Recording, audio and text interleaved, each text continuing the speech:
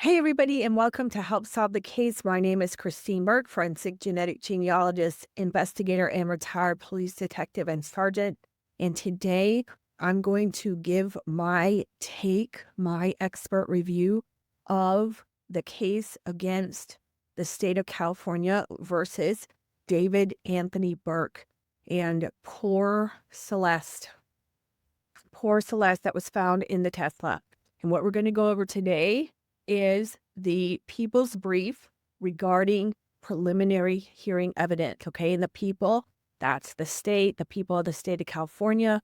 And we're going to talk about what they think they have to show in this case. And I know you guys love the details. Before we get started, we've got to satisfy those legal requirements. And just to let you know that everything I'm about to read from this brief is the state of California's allegation. This is what they say they intend to prove.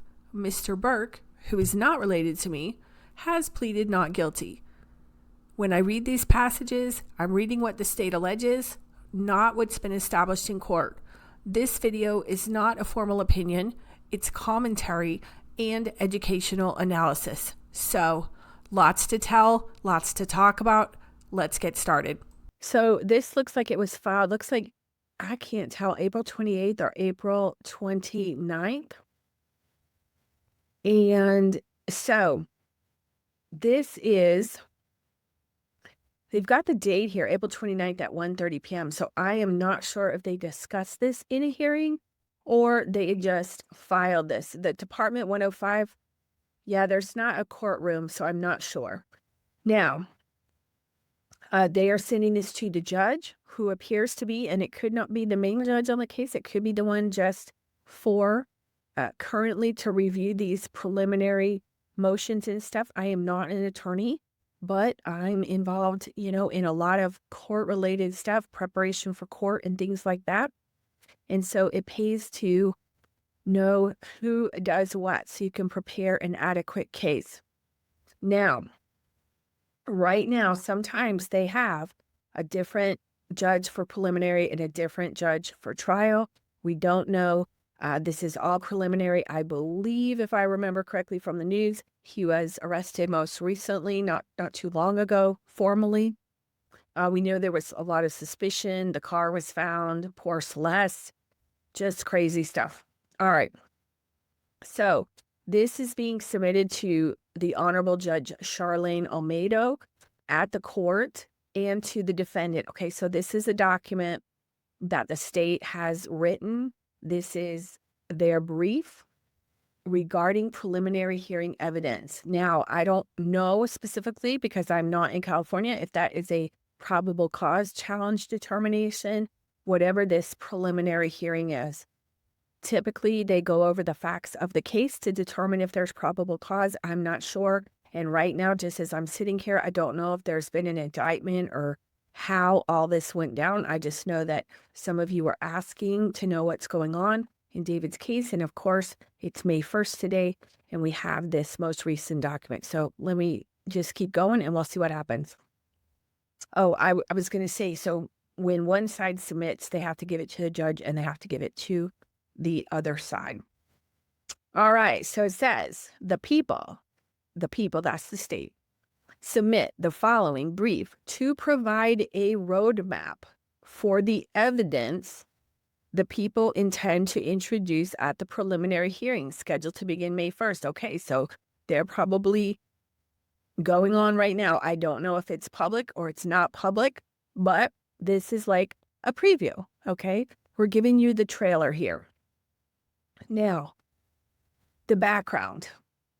Now, that could be supporting the probable cause. And again, I don't know how he was arrested. Let me just interject here a little bit. Usually, people are, and back in the dinosaur days, I come from Florida. We didn't use a lot of indictment, okay? Back in the dinosaur days, as I like to say, now I'm going to have to create a stuffed dinosaur with a police cap or something like that. Back in the dinosaur days, you made the arrest. Into today, but it doesn't necessarily happen so much like that. A lot of times they're going for indictments, all right? So when an officer makes an arrest, the officer goes to the scene, the officer, I'm talking about the uniform officer, makes a determination. Sometimes they catch the bad guy in the middle of it. Like recently, we've seen a lot of chases in LA. And so if the person was fleeing in the car, they finally, they put out the stop sticks, saw a lot of that. The person gets out and they get arrested. Okay. And that's what they're getting arrested for, fleeing and whatever they originally did. And so the officer writes up the report. That's the probable cause, the fleeing and all that. And it goes in and the arrest. And then there's a determination. They might have a preliminary hearing to decide what the probable cause is, but the charges stem from the initial officer. Now, you can also have it where if there's a case that, like most times, the initial officer on the scene can't really solve the case, like maybe in this case, and we don't know, I haven't read it yet. The officer, I saw something about a smell. A uniform officer gets called to a case. And the neighbor, the business is something smells terrible. And the uniform officer goes and they open the trunk and they're like, or the front, whatever it is in this case. And they're like, oh my goodness, we have a body, right? Kind of like we talked about in the Idaho thing. You think you're going for one thing and then, oh my goodness, you've got a homicide. And then it goes to the detectives. And then the detectives work the case, write up the case, and then they make the arrest. Or they can go for an indictment. All right. Here in Arizona, where I live now, originally from Florida, like I said, in the dinosaur days, our arrest kind of stood as they were. We didn't have a lot of indictment. Now, here in Arizona, they do use a lot of indictments. And speaking in the technical, more of the legal mumbo jumbo, that's important because it's different challenging the indictment than challenging the probable cause, but we'll let the attorneys speak for that. So it sounds like this is what they're going to talk about in this preliminary hearing, which is going on today. I don't know what time it's set for. We'll have to check on that and follow up. So this is the state's roadmap. That's what they say. Okay. Here's the background. As always, we got to talk about it, but it's not pretty. And I did not realize, I had heard some of this in the news. You guys, I'm working all the time. I just hear tidbits. And if you guys don't ask me to do it, I probably don't dig in. But I heard about this. I did not realize she was so young. So we have, unfortunately, the dismembered body of 14-year-old Celeste. I'm picturing myself at 14. I can't imagine. She was discovered in the front trunk. Okay, I guess that's the front. Not sure what you want to call it. Of defendant David Anthony Burke's Tesla Model X on September 8th, 2025. Okay, so they were working on this a while. The vehicle had been towed 3 days prior from 1405 Bluebird Avenue, which was parked approximately 400 feet from defendant's home at 1368 Doheny, I don't know how to say, in the Hollywood Hills. So that's a little confusing sentence. So it sounds like 1405 Bluebird Avenue, that location was about 400 feet from the defendant's home. Surveillance video and other evidence confirm that the defendant was the last person to drive the vehicle on July 29th, 2025, before he left Los Angeles on a concert tour. Now, I have a question. If the surveillance video shows that he was the last person to drive it, and we've been talking about a lot of this, you guys have had some really good questions. We're talking about just because the DNA was there, does it mean that that's actually evidence of the crime, showing that person whose DNA it is actually committed it? So here, we don't believe that we have genetic genealogy in this case, or so much DNA. They might have needed DNA to identify poor Celeste. We're not sure. There might be some DNA coming. We don't know. But here's the question, right here, what's in my mind. Just because he drove it last, does any of that video show anybody stuffing a body in the car? Because he could have, let's just think about this. Have you ever rented a rental car, gotten a rental car, and you're driving around in it, you lose something, you stick your hand under the seat, and there's like a cup or something, they didn't clean it too well? What is that? Right? Now you're on the hook for that. God forbid, you would hope there's not narcotics or anything in there or a dead body in the trunk. Here's a good question. If you don't have luggage, do you always check the trunk of your rental car? Right? So, again, this is preliminary hearing, right? Is there enough to charge him? Now, this is probable cause. This is not beyond a reasonable doubt. Okay? That's the difference. So, yeah, so my first question is like, okay, it sounds like they checked it out and they saw that he was the last person to drive it. Okay? So, in whatever time frame, they don't say when they started looking at it, but within the time frame,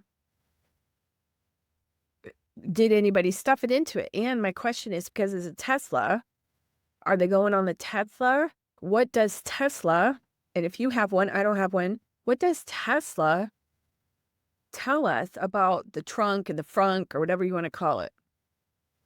Right? Is this Tesla video or is this neighbor video? Very interesting. All good questions, right? Okay. And by the way, I will interrupt myself all the time when I have questions, because if I don't, I'll forget it. Okay. The car got towed. So we continue. On September 8th, the manager of the tow yard where the Tesla had been impounded noticed the strong smell of decay.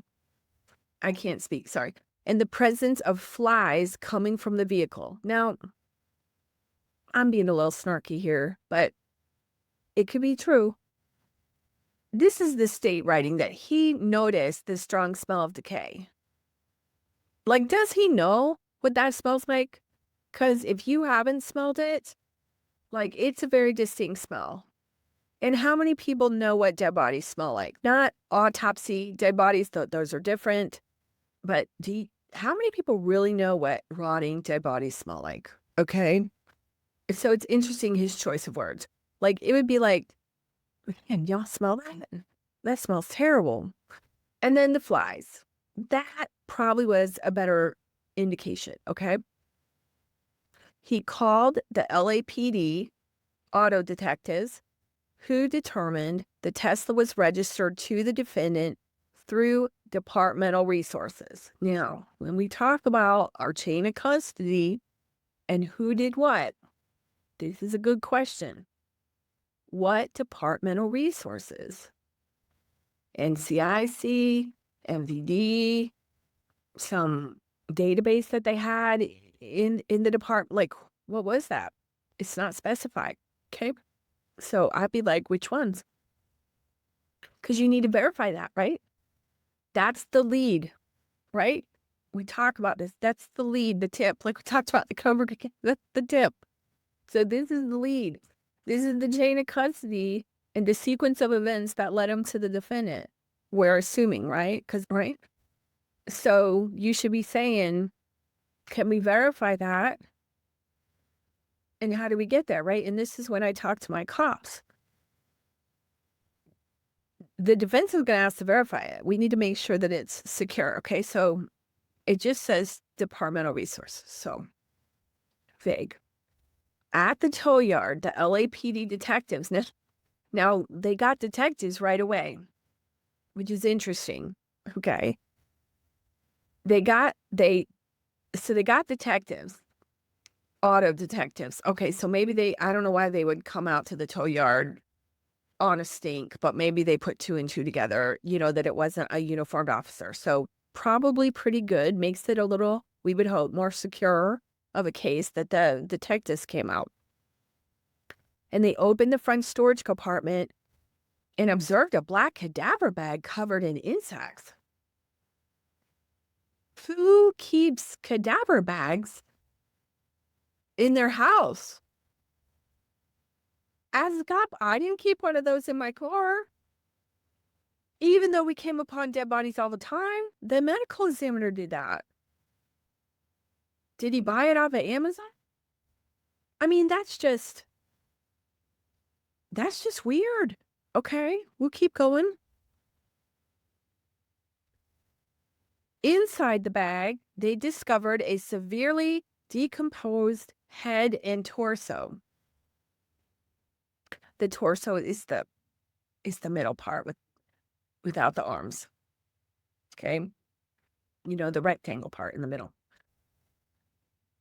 Ugh.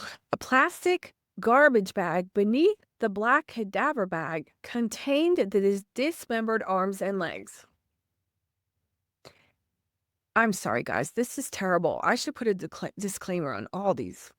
This is terrible. However, the victim's pinky and ring fingers on her left hand had been amputated and were not found in the Tesla. On September 16th, okay, so about 8 days later, the LA County Medical Examiner's Department positively identified the body from dental records as belonging to the victim. Okay, that's how they did it, okay? Pursuant to their investigation, LAPD, RHD, that's what they call it. If you watch TV, right, you know, it's RHD, determined the victim and defendant met, right? So here's the thing. Oh my God, we got this car and it's stinking. They come out, they're like, oh my God, there's a body. Who's the body? Who's the body? Once they find out the body, then we go into the victimology. What potentially happened and why? Okay, so now we've got David's car. I think it was registered to him, not sure. And the ladies. So then they're like, you have to go, how did they come together? All right. Like, and I hate to keep referencing this, in Nancy Guthrie's case, who would she, you know, was it random or who would she have come in contact with? Okay. Motive, means, and opportunity. So according to RHD, they report that the victim and the defendant met in January 2022 when Celeste was 11 years old.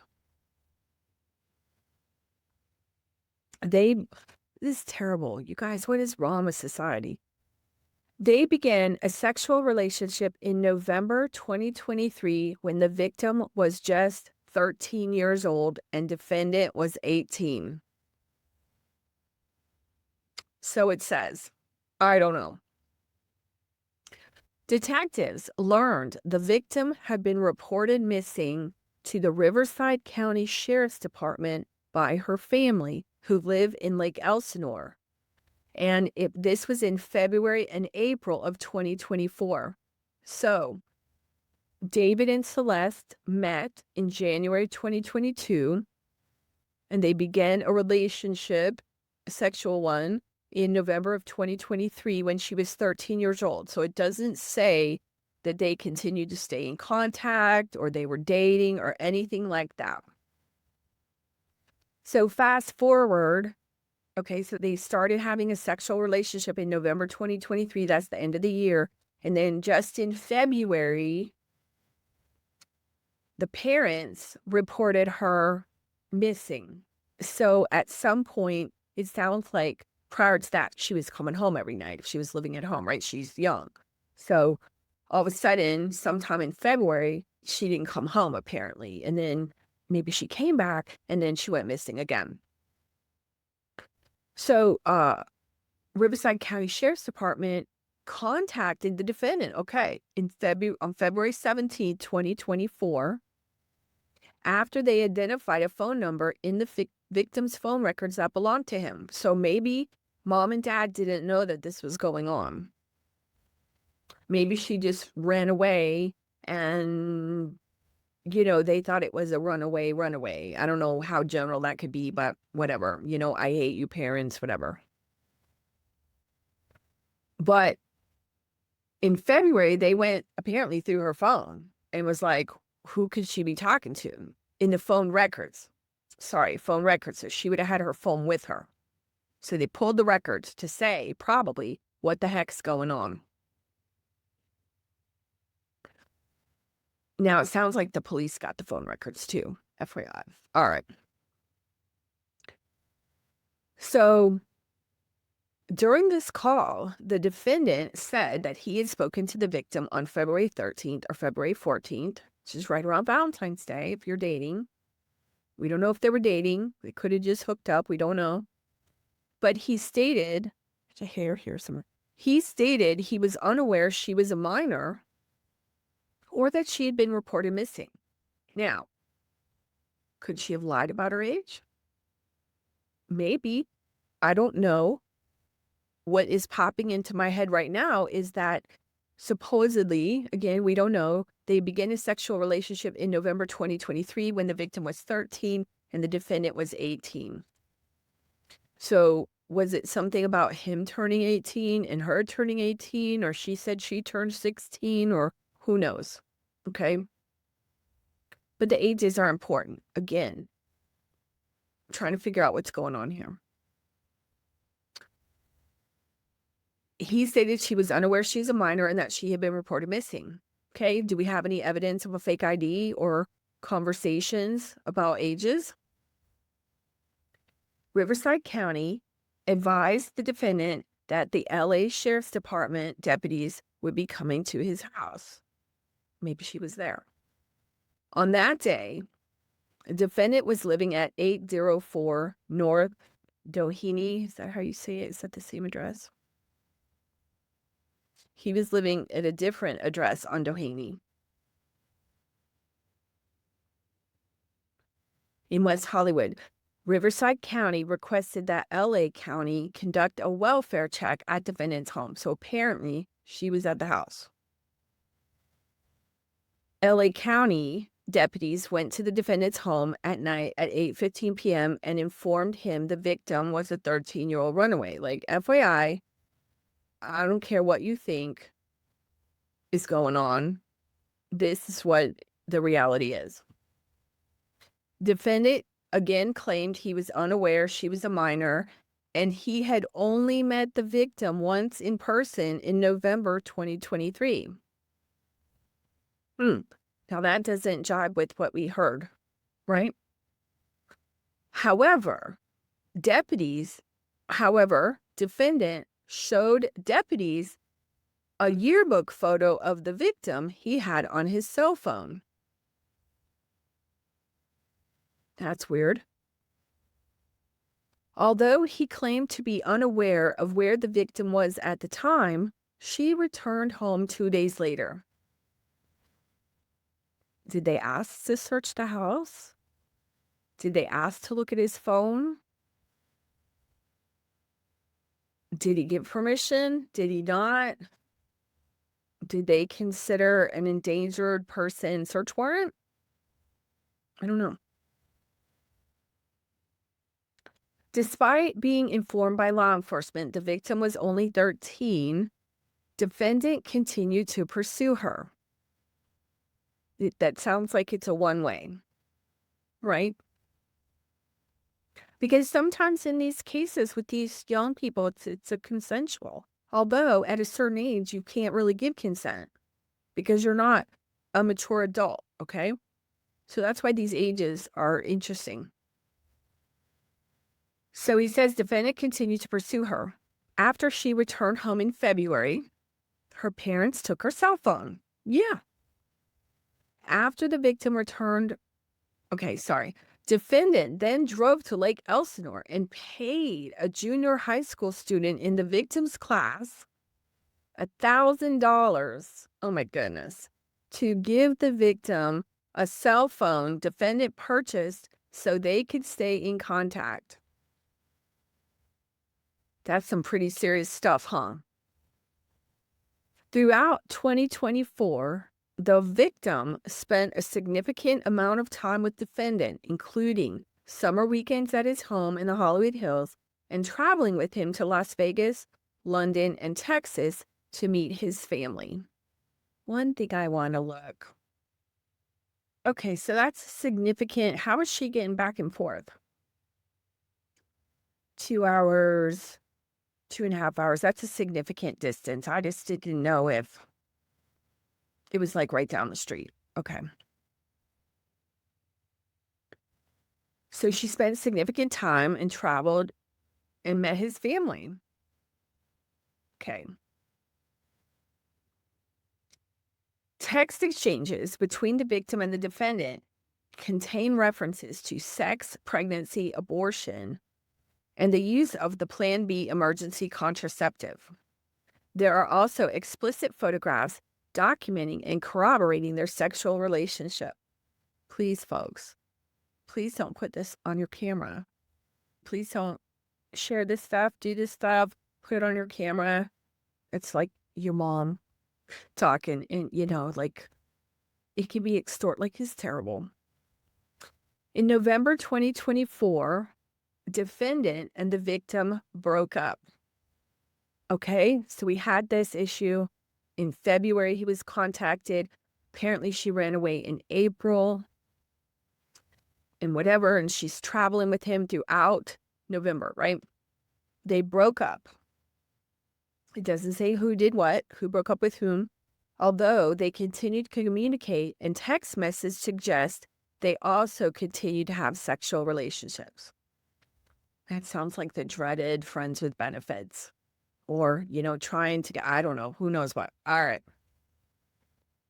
Now, April 23rd, 2025 is the likely date of the victim's death and when all her cellular activity ceased. I was going to say, how do we know that? How do we know that they're fixated on that date? And they broke up in November 2024. So maybe she was living at home. Okay. It doesn't say about her being missing again from her house or anything like that. So we don't know. The night prior, April 22nd, defendant and victim engaged in a lengthy argument described in detail in their text messages. The messages reveal the victim's jealousy over defendant's relationships with other women, as defendant led her to believe they had a future together. That is so sad. Ladies, guys, have we been in this position? It's terrible. But she got mad. Apparently, she became extremely upset and threatened to disclose damaging information about her relationship with the defendant to end his career and destroy his life. Yeah, that would be a problem, wouldn't it? Underage person, especially getting pregnant and all this stuff, not good. Defendant's first studio album was due to be released on April 25th, 2025. Isn't that interesting? So it sounds like he started to really take off, maybe really got his, first big deal, and a lot of it was coming together. Now, maybe here's an idea. I have it here somewhere. Maybe as he started to get his deal and they started promoting him, that's when the women, like maybe it was just him and Celeste. And then as he started to get the fame, you get the groupies, gets exposed to more people, whatever. And, they broke up. She goes by the wayside, which is terrible. Okay. So right before she died, right around the time she's believed to have died, this studio album was due to be released. So that must have scared him like nobody's business. Okay. And we don't know. We haven't seen anything, but we can assume that the state is saying there that they're in text messages, that those are text messages. Now, again, you have to say who was sending them, right? We always have to, we got the thing, the item, and then the activity. We need to make sure that we need to link the person to the thing, to the act, that the person was doing the thing, the activity. Okay. So the defendant had an emerging multi-million-dollar career already in progress. Okay, so he had it already in progress. So he's getting more, right? He's famous. I don't know really about him. I had to Google him. He also had multiple product endorsements, which were highly profitable. And we have seen in the news, like one bad whiff of something, and all your sponsorships go away. At approximately 8:40 p.m. on April 23rd, defendant sent an Uber to transport the victim from her Lake Elsinore home to his residence. See, I was saying, how did that happen? It's pretty far away. They communicated before and during her Uber ride, which dropped her off at the defendant's Hollywood Hills home around 10:10 p.m. I would love to see those text messages. Was it like, oh, baby, we're going to make up and I'm sorry and everything's going to be wonderful? Or was he still distant? I can't say still. Was he distant? And she just says, let's talk about it. Let's talk about it. I mean, we don't know. Like what led to it? Was the plan before he sent her the Uber to take care of her? Or did it all flesh out from that phone call? And then he's freaking out and he's like, oh my gosh, what can I do? What can I do? So they got the Uber ride. He got the Uber ride for her. And at 10:30 p.m., so that it's about two hours, 2 and change, right? We saw that on the map. Defendant sent text messages to the victim inquiring where she was.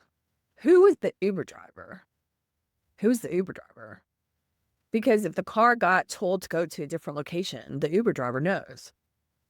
I mean, that all gets mapped out. Getting interesting, huh? Okay. The people, that's the state of California, contend that this was part of the defendant's premeditated plan to cover up the murder, as she was already dead by this time. I believe it's referring to the text messages. So my question is, how premeditated was it? Because it seems to be that it was only during that phone call on that same night, right? April 23rd? No, sorry. That was the 22nd. Okay, so he did have a whole day to plan for it, right? That's what it looks like. Okay. Knowing he had to silence the victim before she ruined his music career, as she had threatened, very soon after her arrival at his home. Okay, so was the Uber showing that it went to the house? We got those cameras out there, right? That saw him in the Tesla. What did the cameras show? Defendant stabbed the victim to death multiple times and stood by while she bled out. Do they have cameras for that? He probably had cameras in his house. It's awful. At no time did he call law enforcement or 911 to take her to an emergency room to attempt to save her life.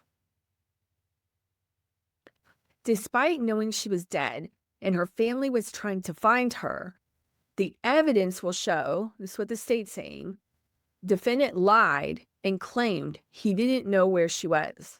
In fact, defendant drove to Santa Barbara County immediately after the victim died, attempting to dispose of her property and destroy evidence. Okay, let's pull out our map. Let's move them in order here. Let's get rid of Lake Elsinore. Okay, so that's pretty far. Okay, so that's another 2 hours away. So he didn't go towards Lake Elsinore where she lives. He went up north, apparently, according to this document. Okay, according to the state. Again, let's see. At approximately 11:30 p.m. on April 23rd, remember He texted her supposedly at 10:30 saying, "Baby, where are you?" or whatever. At approximately 11:30 p.m., he drove away from his home as he texted and called the victim's phone asking where she was. Again, these were acts calculated and planned to set up his defense within a very short timeline after the victim's vicious murder. Defendant drove his Tesla north on the 101 freeway to San Marcos Pass Road near State Road 154 near Lake Cachuma, I don't know how to say that, in Santa Barbara County. Isn't it good we had the map up?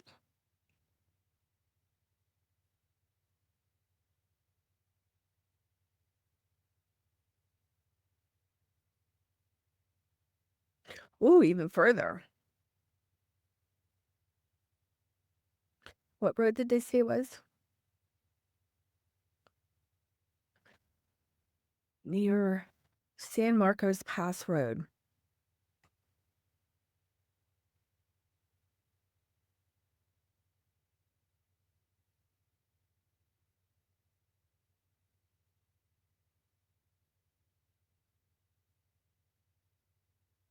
Oh, okay. That whole thing is San Marcos Pass.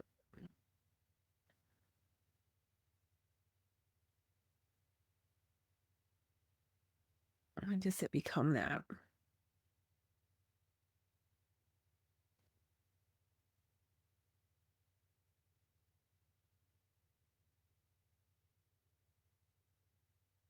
Quite a bit. San Marcos Foot Preserve, maybe when you turned off. Okay. Quite a long way. Okay. And I guess I would say, I'm just thinking as I'm reading this, like Tesla's pretty good at telling you all kinds of stuff, I think. Like that is not note to you guys. Don't take your Tesla if you're committing a crime. Because it's got, the cameras and all the stuff and Grok's on board. Probably not a good idea. We don't know what the Tesla captured. The Tesla is going to be a witness. Maybe. Okay.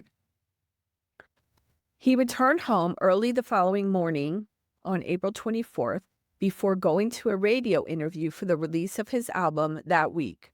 He sent 2 additional texts to the victim's phone that day, which obviously went unanswered because she was already dead.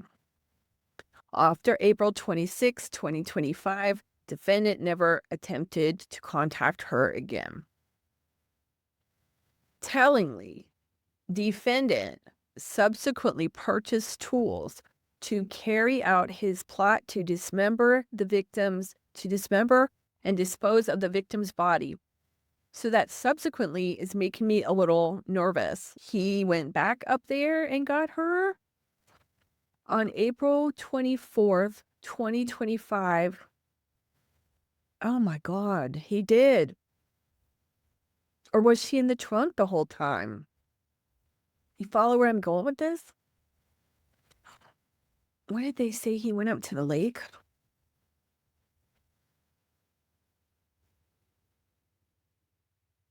He just drove up. Oh, he drove to Santa Barbara to attempting to dispose of her property and destroy evidence. So we don't know if that's her.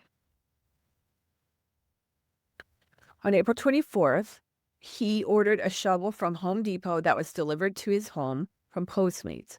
On May 1st, he ordered and Amazon delivered 2 chainsaws to his home. On May 5th, he ordered and Amazon subsequently delivered, here you go, a body bag, heavy-duty laundry bags, and a blue inflatable pool to his home. People. Okay, we got Brian Koberger with the Amazon, and we got David with the Amazon. Okay, don't drive your Tesla, and don't order your stuff online. Okay, you got to go old school. Okay. Of course, I'm being sarcastic, but anyway, I'm sure you can picture about the pool. Okay, he's trying to do good. He made these purchases under the fake name Victoria Mendez. So was he on Victoria Mendez's Amazon? Because you got to hook all that stuff up, right? And your phone to your account to your thing. Interesting. On May 8th, the defendant returned to the same area in Santa Barbara County. Leaving his home around 11:30 p.m., he returned to the area again on May 31st, 2025. This is an isolated site off State Road 154 where the victim's identification was subsequently discovered in January of 2026. So I guess they went up there and they searched.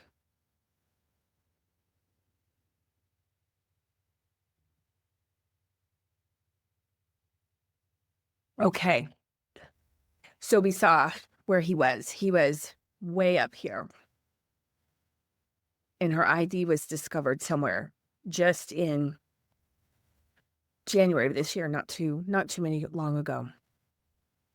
Additionally, on July 7th, defendant ordered and subsequently Amazon delivered a burn cage to his home under the same fake name as part of his plan to incinerate evidence. So where was poor Celeste this whole time? Says, moreover, defendant took horrifying measures to destroy and discard the victim's body. It sounds terrible. It does. Okay. Warning. After placing her body into the blue inflatable pool to prevent her blood from spilling onto his garage floor, I hope there's not video. I mean, I hope there's video for the prosecution, but nobody should have to look at that. After placing her in the pool on his garage floor, defendant used a chainsaw and perhaps other tools to cut off her limbs. Okay, so that sounds like they don't have a video. Small blue plastic fragments were found embedded in the victim's remains, which were collected by the Los Angeles County Medical Examiner's Department. Is that part of the pool? Okay, so they're going to have to analyze, right? If you were the defense, you're going to have to analyze and say, what was that? The fragments were analyzed by the LAPD's Forensic Science Division Trace Analysis Unit.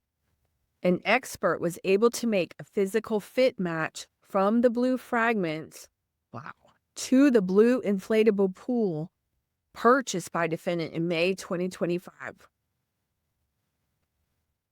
In order to distance himself from the victim, he amputated her left ring and pinky fingers because her ring finger contained a tattoo of his name. Her fingers have not been recovered. Okay, let me go back to the trace analysis unit and this stuff about the pool and the fragments and all that stuff. This is why it's so important, like we talk about in our other cases with the knives and what did what, okay? They can do some great things with tool marks and all kinds of stuff. So that's amazing. I don't know how small those particles were. I'm picturing I don't want to picture it, but I'm picturing like a blue inflatable nylon, whatever it is, pool. And I don't even want to think how the pieces got. Okay. Defendant then placed her head and torso into the cadaver bag he purchased. He placed her limbs into a garbage bag, which he deposited in his front trunk, laying the cadaver bag on top. So where was she? Where was she before this? When did this happen? When did she get dismembered? After the pool. So where was she? And then after the pool, he bought the burn cage. For several weeks or possibly months, defendant left the victim's body to decompose inside his Tesla. It says, this is what the state say, he lied to friends, business associates. God almighty. He lied to friends, business associates, and others who noticed a strong smell of decay in and around his home and vehicle. These poor people that rode in this car and were in his house knowing that she was in there like this. Before leaving on his concert tour at the end of July, he parked his Tesla on the street around the corner from his home. And then it got towed, apparently, right? LAPD served a search warrant at his home, 1368 Doheny Place, on September 17th, 2025, after the victim was identified by the medical examiner on September 16th. Inside the garage, detectives discovered evidence consistent with the dismemberment of the victim's body in the inflatable pool, which contained multiple linear cuts.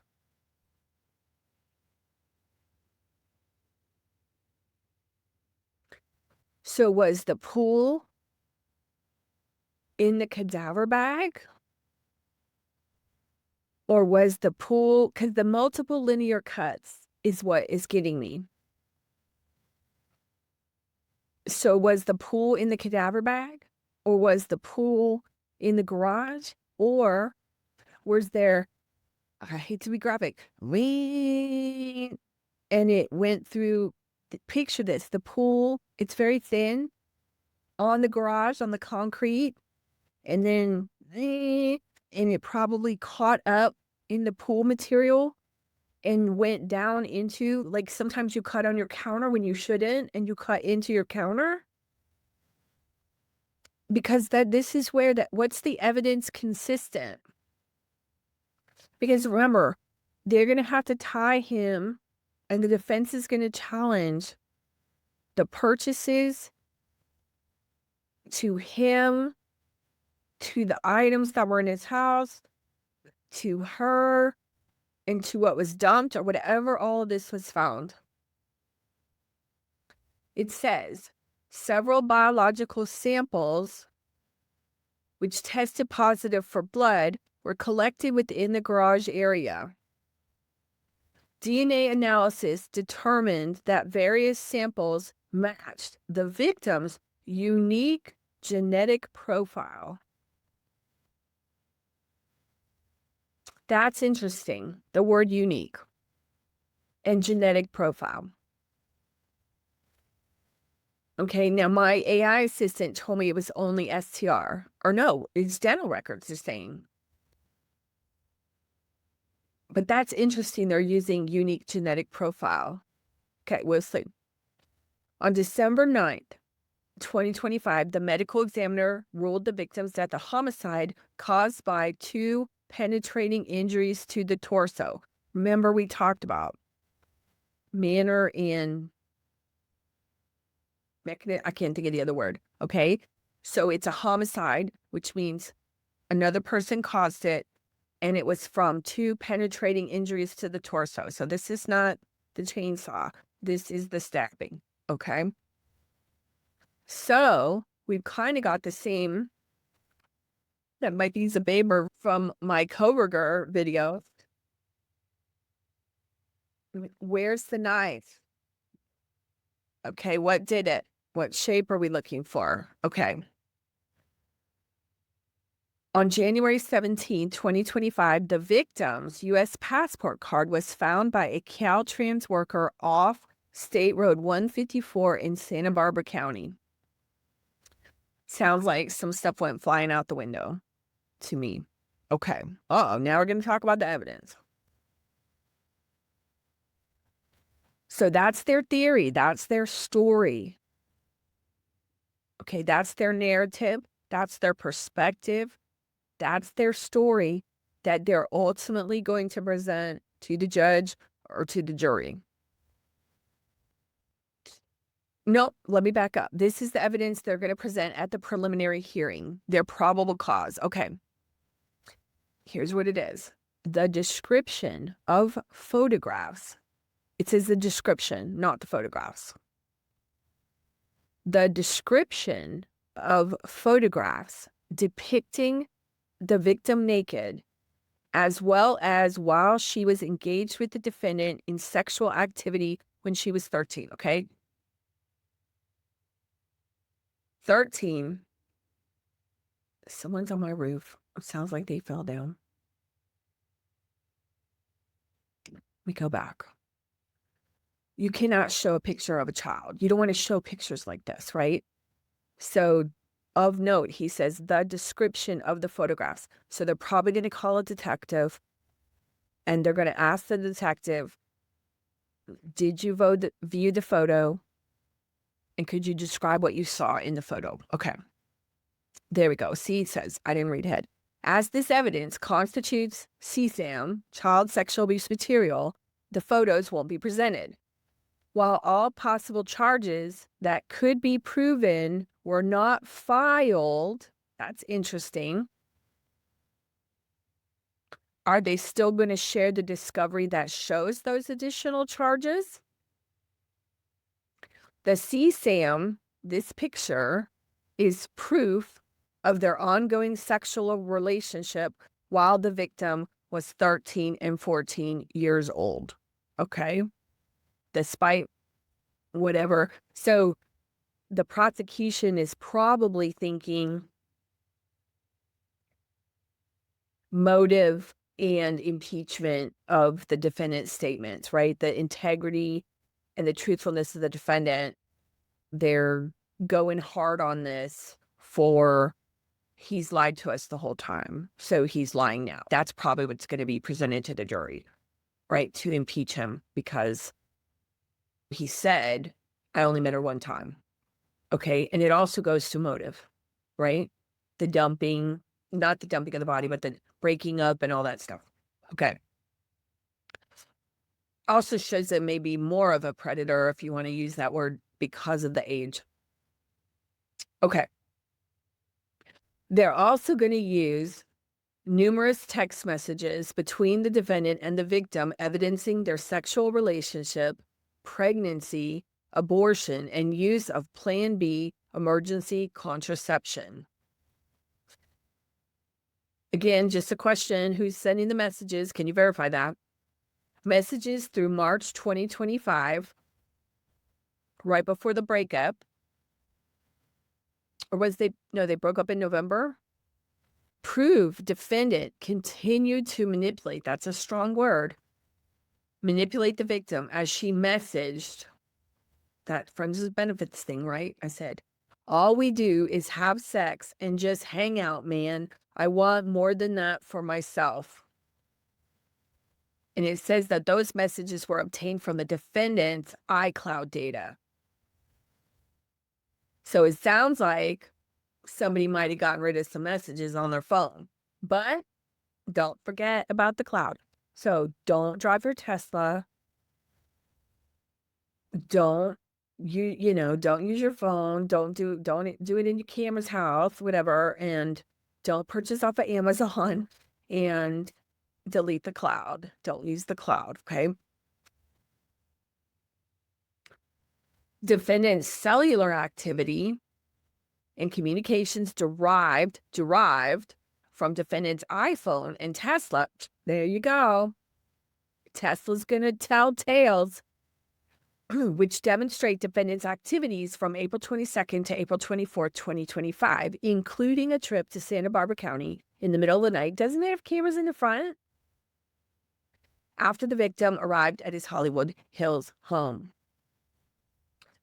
Okay, so they're saying, I was thinking that he would have taken the Uber and not had the Uber go to his house, that he would have had the Uber go to a different location and then everything would have happened from there. So it sounds like that she did arrive at his house.